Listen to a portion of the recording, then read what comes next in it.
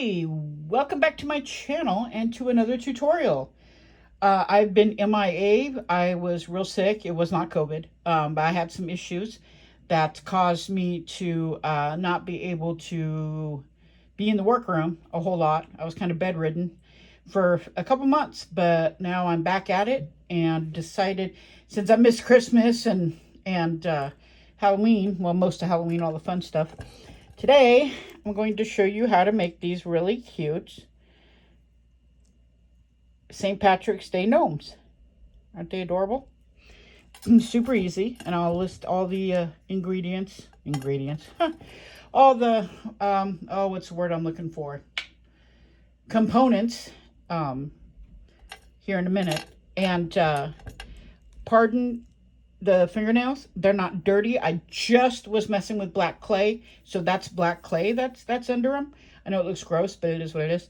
And the blue, it looks like I'm having problems. Like that was a nail polish accident gone wrong. Okay, so let's get started. So for this project, I used this Sculpey bright green pearl Primo clay. You can use whatever color green you want, obviously. I just like that one because I like the pearlescent, and it was the only green I had. So, this tiny, tiny little hole poker thinger, Bob. I can't remember what these are called. I'll have a link to these. From the Heart Supplies sells them, and you get like, that's like 8 of them or something in varying sizes. And I can't find the other sizes right now. They're somewhere here. Like I said, everything's just been kind of a fog now. Various tools, poker tool, the smallest ball tool you have. This, which is just like I call it a chopper. I have no idea where I got it. Probably in a kit somewhere. But you can use this or a blade. Some pliers, some bindings. You're going to need your earring wires, which you can use any ones you want. Because the hole sets way down deep, not deep, but farther down, I use 8, size 8 jump rings. But you could probably go with a 6, but it just 8 just seemed to work well. Some findings. Yes, I know they're gold. I do not have silver ones for what I wanted to do, so some more. Oops. Oh my gosh, it was left open. Okay. You're going to want some clear liquid clay, some flesh or buff colored paint and white paint. Oh my goodness. Some shaping tools. A thin paintbrush. Of course, the all-important cutter has an E on it, so I knew which size I used for earrings. Some From the Heart Supplies No Stick Slip. And Varathane, the gloss. Now, I'm showing you that because that's what we use. What I do, and I've explained it before in my other videos. Oh, my table's shaking. Is I put them in empty nail polish bottles because it makes it a lot easier to put on. All right, let's get started. Let's get to this. All right, so I have my clay that I have. Oh, I forgot. See, I'm always forgetting stuff. You are going to need, hold on 1 second. You're going to need diaper wipe. Diaper wipe for general cleanup. No big deal, but I always seem to forget to include them. You're also going to need, these are just pieces of computer printer paper. You're going to need, obviously, a tile to cook on. Okay. And like I said in my previous videos, oh, we got a little splotch here. We always cook and bake on something that's not straight on the tile, or else you get these really weird shiny spots. Okay, so push that up. This has been rolled out on a 1, where 0 is my thickest on a pasta machine. I am so sorry. I don't know why it's wiggling so much. Maybe we're having an earthquake and I'm just not aware. Who knows? Okay, so you all know the drill. You know how to cut out clay. There's that one. And then we'll cut out this one. Now, it seems like I didn't have to use it, so yay. But, well, actually, I used it. I just didn't show it on camera. This is the no stick slip. I sprayed it very lightly on my cutter to prevent sticking and all that joyful stuff.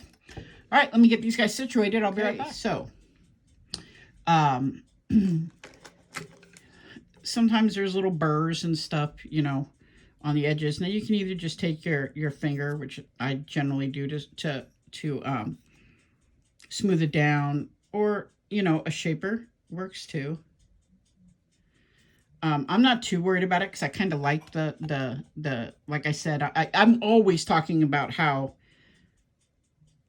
you know, I think perfection is kind of overrated.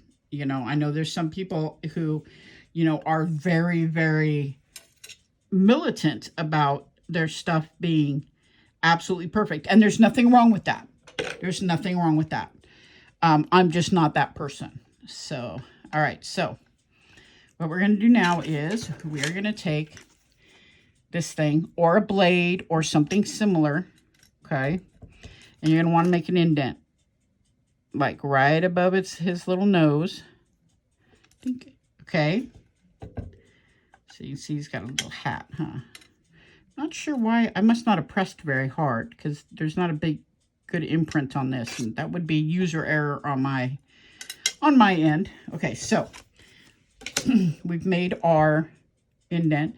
Now we're gonna make our hole for our jump ring with the little. There's an actual name for these, but I'm just gonna call them hole pokers. Make sure you go down far enough to where you don't want it too high, or it'll be too thin and the earring may break while wearing. So you want to make sure you go down low enough. Hence the reason why I use 8mm jump rings.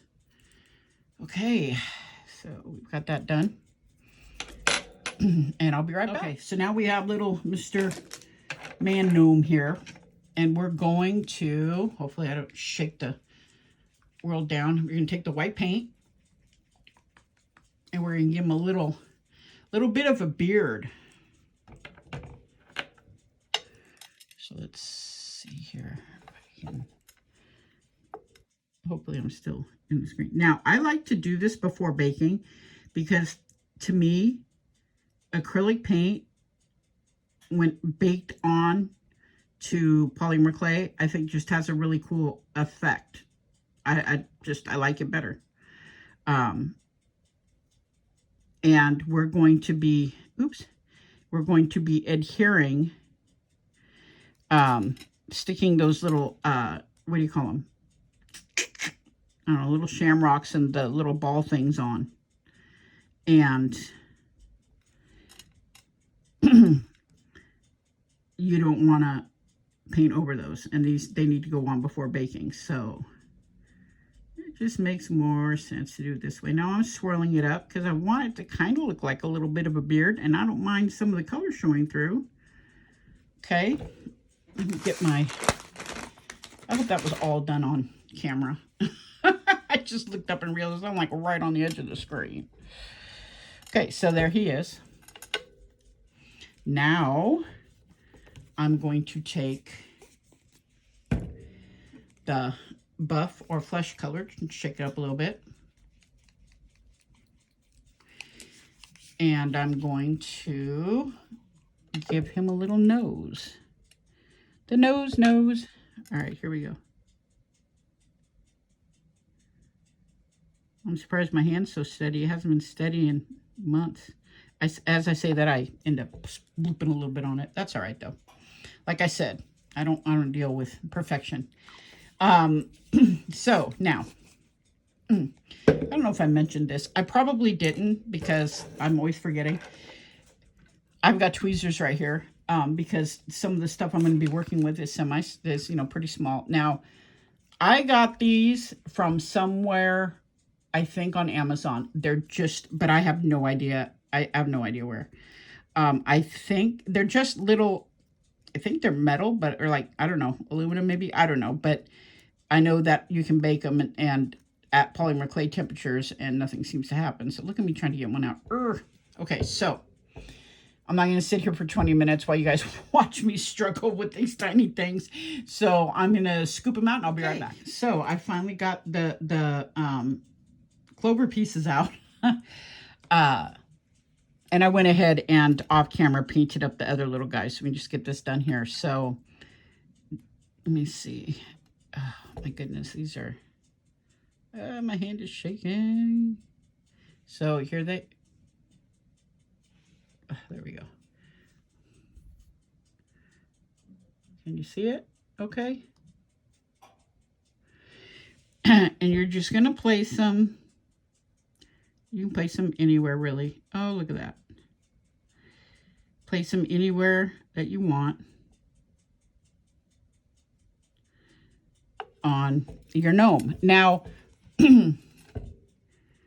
I understand that, I mean, you really should, when you're putting stuff, other material on raw clay, you really should have an adherent of some kind, like liquid, clay or what have you, or this, which we'll be using in a minute.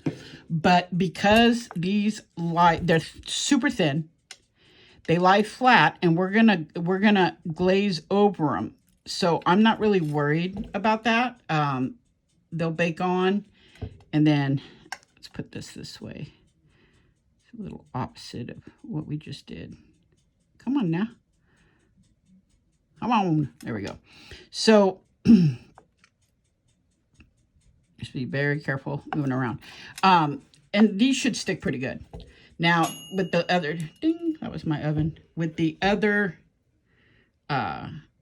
ones, they're the little balls that we're going to put on. Now, you can put whatever you want on here. You can make take hearts and make a Valentine gnome, or you can make, a fall gnome, or whatever you want to do. I'm just, that's the good thing about this. Is why I wanted to do this as a tutorial, because this, you can adapt it to so many other different things.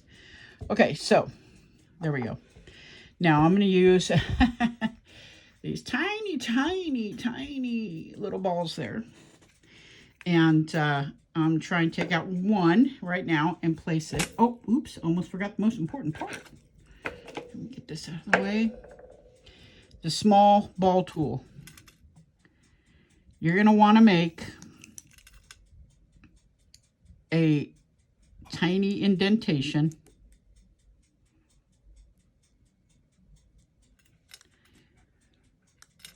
where you're going to put those tiny little ball things. Okay.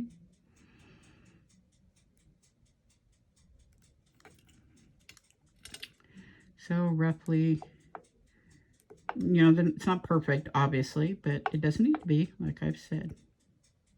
Okay, so you've done that, right? Now, trying to get this to lay flat. It keeps wanting to curl up. All right, I will be okay, right. So now we're going to take the clear, make sure it's clear, liquid Sculpey, or you can use Kato clear, or you can use Fimo clear. Now, with, oh my goodness, with Sculpey clear, translucent, you really need to stir it up before you use it, because it just clumps up in there. I'm not sure why. You don't want to shake it because you don't want a bunch of bubbles. But you really, oh my goodness, it's been a long time since I've used it. So you really have to stir it up. Look at that. Oh my goodness. Okay. I should have stirred it off camera, but it is what it is, yeah. All right, let me clean my poker off. It's amazing how much that stuff, it's like it clots up or something. It's really strange. All right, so for right now, I'm just going to usually, oh, I guess I could use this. Hold on. As I talk to myself, don't you love that? Okay. Put a little drop of, yeah, wants to make a liar out of me today. And I'm afraid I'm going to squish it real hard and it's going to come flying out. Okay, there we go. We just need a little bit. Anyway, all right, there we go. A little bit of the clear, translucent liquid clay. Or not translucent, I'm sorry, just clear liquid clay, okay? And then you're going to take your little thing that you made the indents with, and you're going to just a tiny little bink, okay? Because these, while they'll be glazed over, they still stick up. Oh, that might have been too much. It's all right. They still stick up, so you want to give them a little bit of oomph for sticking. Know what I mean? There we go. Ooh, a little too much in that one, but that's all right. And you know, if you want to paint after and then just like lightly glue the embellishments on, you can. You know, it's really whatever you'd like to do. Okay, so I'm going to show you the first couple of these ball placements, but I'm going to go off camera to do the rest because they drive me nuts. All right, so there you go. Placed it in there. Let me see. Get on in here so you can see. All right, so I placed it in there. Tamp it down just a little bit, not hard, because you don't want it to, you want it to set in there, but you don't want it to be completely even with the clay. I mean, I suppose you could if you wanted to, but I didn't like that, so I've got them sitting up just a little bit. All right, I'll do one more ball, and then, man, these suckers are tiny. Whew. All right, and again, you got to make it right there into a hole that you've made with the, and added the liquid clay to. All right, I'm going to finish these guys up with the embellishments, and I'll be right back. We're back, and they're out of the oven. And oh, look at that, and a ball flew right off. Ain't that the way it goes? But that's okay. Don't panic. Of course, I can't find it now because it rolled away from me. Okay, so if that happens to you, just find it, whatever, put it on there, and then you're gonna put your glaze over it. Now, except I have it in that bottle. So now, oh, where'd that little booger go, man? He just, he ran hell-bent for leather, didn't he? Rolled right off the table somewhere. Okay, so we're going to put on, I'm going to only do one of the earrings. But that makes me so mad. I've made so many of these, and I've never had one pop off. Never. Bunked them around, everything. Never had one popped off. Okay, so you can take your earring, turn it like that. So it sits like that. Of course, you're going to put your jump ring into the middle. Close it up there. Oh my gosh, I'm so mad that popped out. Ooh. All right. Let's open up the earring. Put little man in there. And close the earring. Okay, so put him over there with the other one. And you know, I'm going to be so mad. I'm going to end this video and you watch. I'm going to look down. That little ball is just going to be like whoop, on my desk, rolling around. Ooh. Okay, so here they are finished, or here he is finished. Now we're going to put the Varathane on it. Now you want it super thin. Okay, super thin. And you're going to do more than one coat. Okay, so let me see. Yeah, that's pretty good. So super thin. Make sure you cover them and balls. There we go. Okay, so you super thin coat. And you're going to do that on the sides, the back. Now see, I don't do anything to the backs. I rarely do stuff to my backs. Let me get some light in here. Doot, doot, doot, doot. I rarely do stuff to my backs. But anyway, so that's what you're going to do. You're going to put varnish on the sides, back and front. You only need, like I said, you just want a little bit. A little goes a long way. I did 3 coats. And that's why I'm so mad that ball bounced off. Ooh, that irritates me. But anyway, so there you have it. Let me, oops, put these together real quick. Anyway, so there you have it. Our gnomes. Here, push these guys out of the way and show you the ones that I made earlier. And there they are. Oops. Shake, shake, shake. All right, thanks for joining me. If you like this video, please hit like and don't forget to subscribe. Feel free to share it, and I'll see you next time. Bye.